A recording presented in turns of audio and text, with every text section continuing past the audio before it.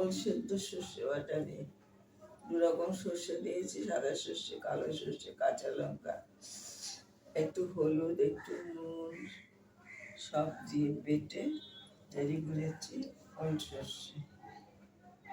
একটু সামান্য একটু হালকা একটু মিষ্টিও দিয়েছি। আর করেছি খয়রা মাছের সর্ষে পাতুরি।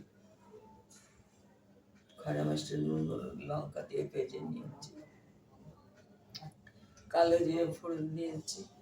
বেগুনটা ভেজে তুলে রেখেছিলাম, তারপরে আলুটা ছেড়েছি। আলুটা ভাজা ভাজি হয়েছে, নুন হলুদ লঙ্কা সব দিয়ে দিয়েছি।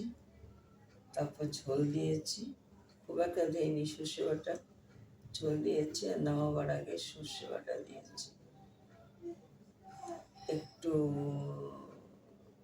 কালো সর্ষেও দিয়েছি, সাদা সর্ষেও দিয়েছি, কাঁচা লঙ্কা দিয়েছি, শুকনো লঙ্কা দিয়েছি, হলুদ দিয়েছি, লবণ দিয়েছি, সব দিয়ে বেটে তারপরে মশলাটা নামাবার আগে দিয়ে দিয়েছি।